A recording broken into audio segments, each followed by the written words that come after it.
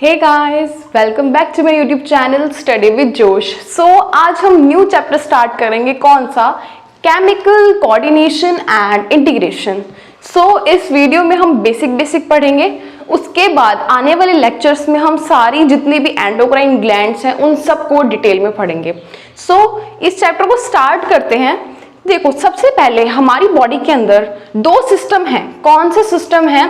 Neural system and endocrine system.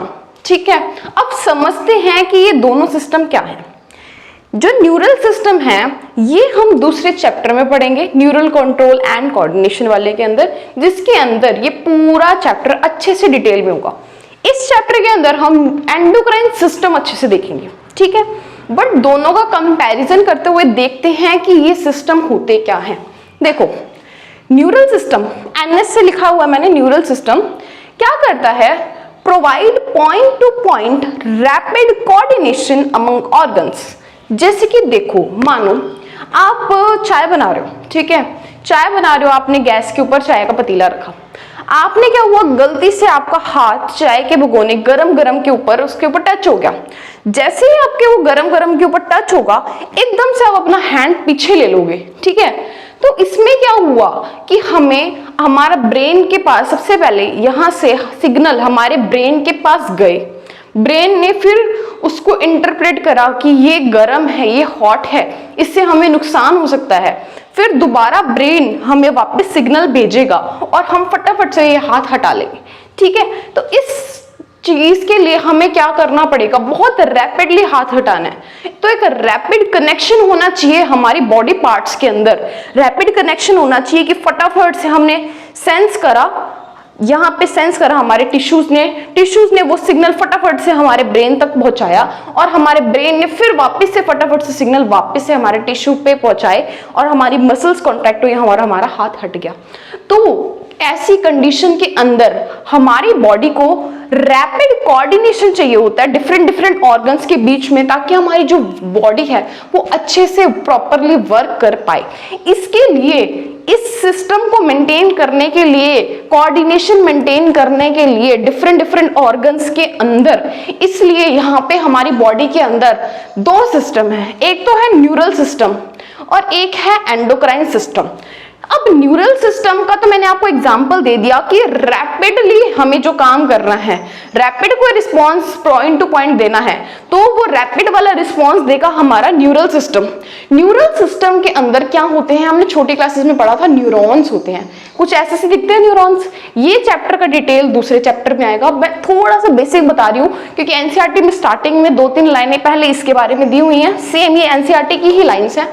उसके बाद हमारा एंडोक्राइन सिस्टम एक्सप्लेन किया हुआ है। तो कनेक्शन पता चलना चाहिए ना कि हर चैप्टर एक दूसरे से लिंक्ड है, हमारी पूरी बॉडी एक दूसरे से लिंक्ड है। तो वो कैसे लिंक है? देखो, अब देखो हमने क्या देखा कि न्यूरल सिस्टम क्या करता है। यहाँ पे देखो, एक न्यूरॉन, दूसरा न्यूरॉन, तीसरा न्यूरॉन। जैसे कि ये पूरा न्यूरॉन एक, ये यहाँ से जो सिग्नल है हमारे हैंड से जो सिग्नल ब्रेन तक लेके जाने हैं, ये एक न्यूरॉन भी लेके जा सकता है और मान लो 2-4 न्यूरॉन मिलके भी लेके जा सकते हैं।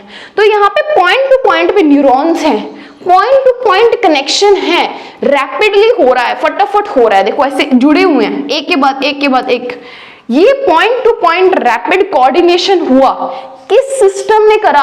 हमारा न्यूरल सिस्टम ने करा। न्यूरल सिस्टम में क्या आते हैं? न्यूरॉन्स, बेसिकली न्यूरॉन्स आते हैं जो पूरी बॉडी में फैले हुए हैं, जो रैपिड कोऑर्डिनेशन मेंटेन करते हैं। ठीक है, नेक्स्ट क्या लिखा है? Neural coordination is fast but short lived. मतलब कि फटाफट हाथ हटा, फटाफट से ये काम हुआ। तो न्यूरल सिस्टम बहुत फास्ट है, अच्छे से काम करता है, जल्दी काम करता है। अगर कोई ऐसी रिस्पॉन्स है जो हमें फटाफट करवानी है तो हमारा न्यूरल सिस्टम वर्क में आएगा। फास्ट है बट शॉर्ट लिव्ड है। शॉर्ट लिव्ड क्यों है? देखो, हमने हाथ हटा लिया, ठीक है, उसके बाद खत्म, वो रिस्पॉन्स खत्म। ठीक है, शॉर्ट लिव है, काम हुआ, खत्म हो गया रिस्पॉन्स। अब ये थोड़ी बार बार हाथ हमारा ऐसे थोड़ी करता रहेगा। बस वो हो गया काम, उसका अपना काम खत्म कर लिया। उसका एक बार काम था हाथ उठवाने का, उसने हाथ उठवा लिया। अब ये थोड़ी है कि वो बार बार हाथ उठवाता रहेगा। शॉर्ट लिव्ड है, काम हुआ, उसके बाद खत्म। ठीक है, रिस्पॉन्स खत्म। तो ये है हमारा न्यूरल सिस्टम। देखो, एज द नर्व फाइबर्स, ये जो न्यूरॉन्स हैं, नर्व फाइबर्स हैं, as the nerve fibre do not innervate all the cells of the body. मतलब कि हमारी पूरी बॉडी के साथ ये टच में नहीं है। मतलब कि जैसे कि पूरी बॉडी का रेगुलेशन जब करने की बारी आती है, जैसे मान लो हमें कोई रिस्पॉन्स चाहिए, जैसे एक मदर है, मदर के अंदर मिल्क बनवाना है, ठीक है, जब बेबी हुआ, तो उसमें ये थोड़ी कि बार बार न्यूरॉन्स जाएंगे, हमारा एक्ट करेंगे, भाई न्यूरॉन कहेगा कि चलो अब बेबी को दूध देना, तो वापस सिग्नल जाएंगे ब्रेन तक, फिर ब्रेन लेके आएगा। नहीं, ऐसा नहीं होता। उसके लिए लॉन्ग ड्यूरेशन तक के लिए हमें रिस्पॉन्स चाहिए, क्योंकि बच्चा है, बच्चे को फीड तो करना है, काफी टाइम तक करना है। तो उस सिस्टम के लिए, इस ऐसी चीजों के लिए हमारा एंडोक्राइन सिस्टम काम आता है, जब लॉन्ग लास्टिंग इफेक्ट दिखाने हो, जब काफी टाइम तक इफेक्ट दिखाने हो। जैसे कि एक एग्जाम्पल लेते हैं ग्रोथ का। अब ग्रोथ है, ग्रोथ करानी है हमारी बॉडी को, तो ग्रोथ तो कॉन्टिन्यूसली करानी पड़ेगी ना, तो कॉन्टिन्यूसली बॉडी को वर्क करना पड़ेगा। तो ये रैपिड वाला काम तो नहीं हो सकता। ऐसा तो नहीं कि रैपिडली ग्रोथ होगी चलो भाई खत्म, ऐसा नहीं है। तो इसको जब फटाफट से ना करानी हो, स्लोली जब थिंग्स कर चलवाते हैं, तो वो हमारा एंडोक्राइन सिस्टम कराता है। नेक्स्ट पॉइंट देखो क्या लिखा है, as the nerve fibre do not innervate all the cells of the body and the cellular function need to be continuously regulated. पर सेलुलर फंक्शन, हर फंक्शन करना तो है, हर जगह न्यूरल सिस्टम काम नहीं आता। तो जब न्यूरल सिस्टम काम नहीं आ रहा, तब हमारा ये वाला सिस्टम, कौन सा, एंडोक्राइन सिस्टम काम आता है। एंडोक्राइन सिस्टम में क्या होते हैं, हमारी एंडोक्राइन ग्लैंड्स होती हैं। एंडोक्राइन सिस्टम के अंदर हमारी एंडोक्राइन ग्लैंड्स हैं, ठीक है, अलग अलग डिफरेंट एंडोक्राइन ग्लैंड्स है, जैसे पिट्यूटरी हो गई, हाइपोथैलेमस हो गई, ये रिलीज करते हैं हार्मोन। देखो क्या लिखा है, a special kind of coordination, एक अलग सा एक स्पेशल काइंड का कोऑर्डिनेशन। कोऑर्डिनेशन मतलब 3-4 ऑर्गन्स, टिश्यूज मिलके जो काम कर रहे हैं, वो स्पेशल टाइप का कोऑर्डिनेशन एंड इंटीग्रेशन प्रोवाइड करता है कौन, एंडोक्राइन सिस्टम। वो दिस फंक्शन अब वो कैसे करता है, आपस में कोऑर्डिनेशन कैसे करता है, via the help of hormones, via the help of hormones. हमारी एंडोक्राइन सिस्टम के अंदर हमारी डिफरेंट एंडोक्राइन ग्लैंड्स हैं, जो डिफरेंट एंडोक्राइन ग्लैंड्स हमारे हार्मोन सिक्रीट करती हैं। उन हार्मोन की वजह से, इन हार्मोन की वजह से इंटीग्रेशन होता है, कोऑर्डिनेशन होता है डिफरेंट ऑर्गन के बीच में।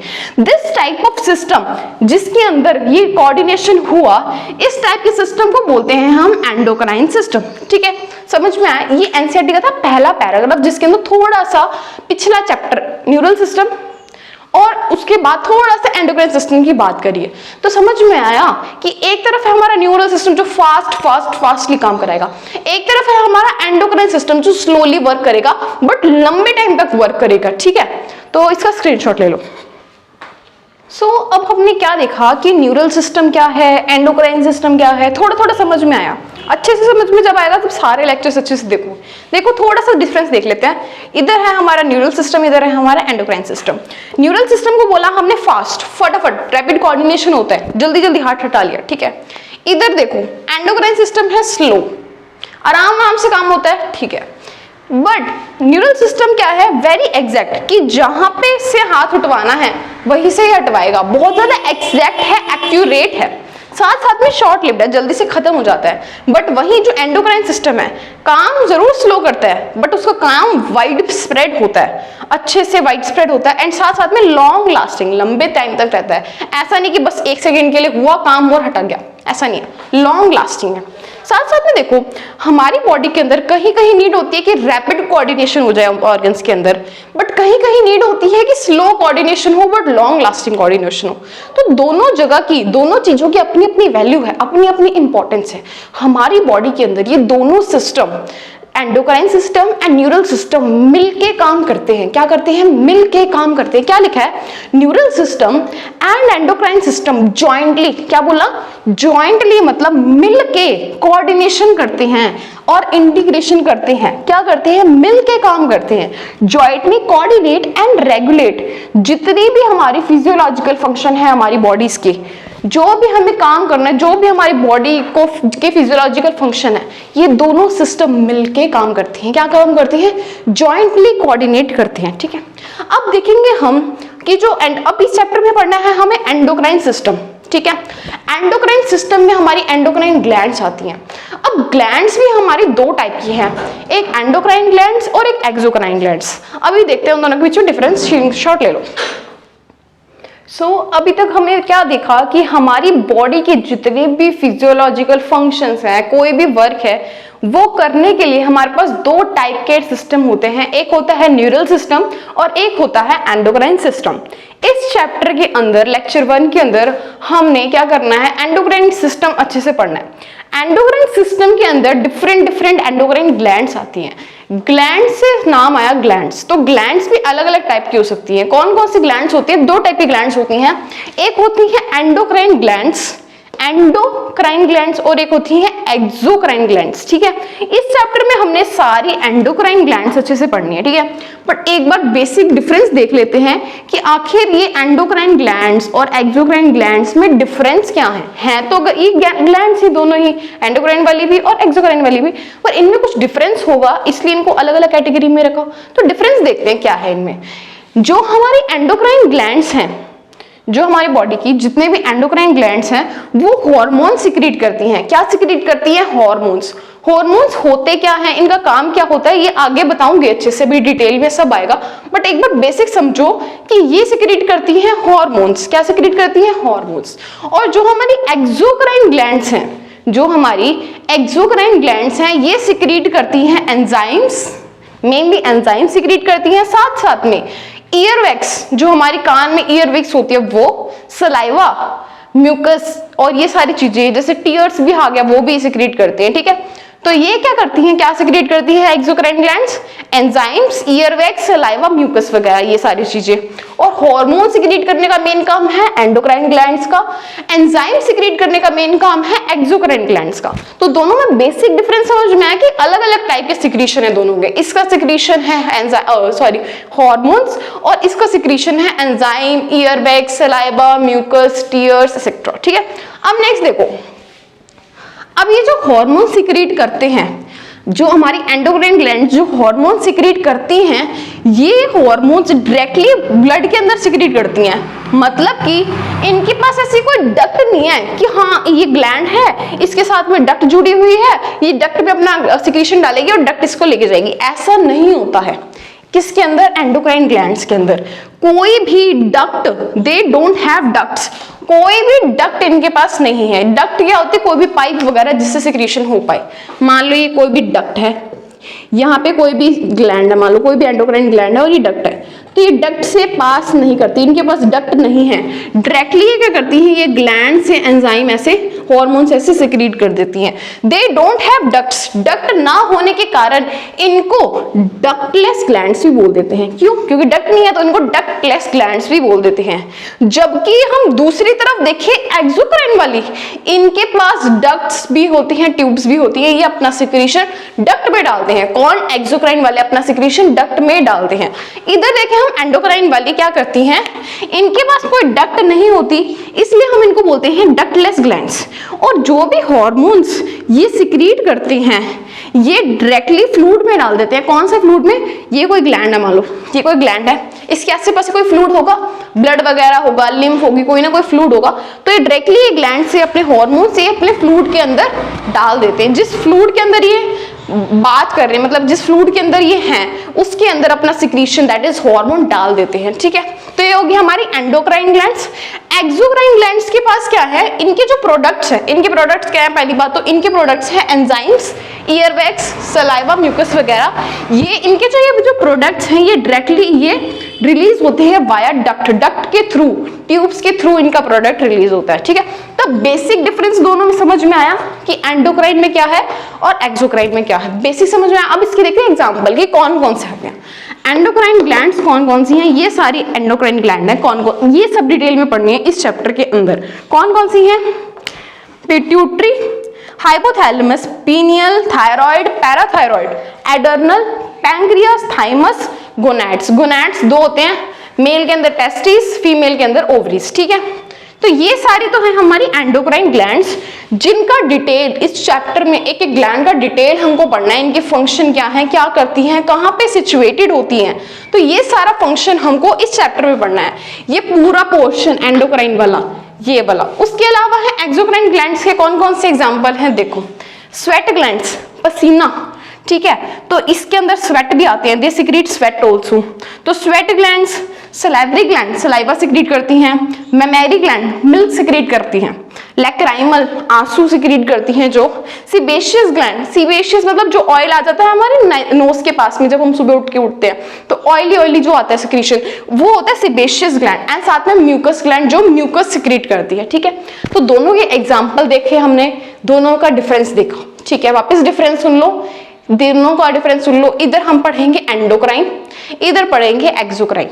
एंडोक्राइन ग्लैंड्स का प्रोडक्ट है हमारे हार्मोन्स, एक्सोक्राइन ग्लैंड से हमारा प्रोडक्ट है एंजाइम्स, म्यूकस, सलाइवा वगैरह। ठीक है, इनके पास कोई भी डक्ट नहीं होती इसलिए इनको बोलते हैं डक्टलेस ग्लैंड। इनके पास डक्ट्स ट्यूब्स होती हैं। इनके एग्जाम्पल कौन कौन से हैं देखो, pituitary, hypothalamus, pineal, thyroid, parathyroid, adrenal, pancreas, thymus, gonads. ठीक है, इनके कौन कौन से एग्जांपल है, sweat gland, salivary gland, mammary gland, lacrimal, sebaceous and mucus gland. ठीक है, इसका स्क्रीनशॉट ले लो, फिर आगे देखते हैं। अब देखो, सिर्फ हमारी एंडोक्राइन ग्लैंड्स ही नहीं है जो हार्मोन्स प्रोवाइड करते हैं, कुछ और ऑर्गन्स भी हैं जो हार्मोन्स प्रोवाइड करते हैं। अब वो कौन कौन से ऑर्गन्स हैं? Other organs that provide hormones are, एक तो हमारी GIT, GIT is the gastro interstitial tract, मतलब हमारी जो एलिमेंट्री कैनाल है वो भी कुछ हार्मोन सिक्रीट करती है। हमारा लिवर, हार्ट एंड किडनी, अभी आगे देखेंगे कि कौन कौन से हार्मोन्स ये सारे सिक्रीट करते हैं, बट अभी हम ये नेम याद रखना है कि ये कौन कौन, GIT, liver, heart and kidney भी हमारे हार्मोन सिक्रीट करते हैं। ठीक है, तो हार्मोन्स दो लोगों से सिक्रीट होते हैं, एक तो हमारी जितनी भी एंडोक्राइन ग्लैंड्स हैं वो हार्मोन सिक्रीट करती हैं, साथ साथ में कुछ अदर ऑर्गन्स ये वाले ये भी हमारे हार्मोन सिक्रीट करते हैं। अब देखते हैं हम ऑर्गन होता क्या, हार्मोन होता क्या। इतनी देर से हम हार्मोन हार्मोन हार्मोन कर रहे हैं, देखते हैं हार्मोन की डेफिनेशन क्या है। सबसे पहले हम क्लासिकल डेफिनेशन देखते हैं कि पहले क्या माना जाता था, हार्मोन क्या है।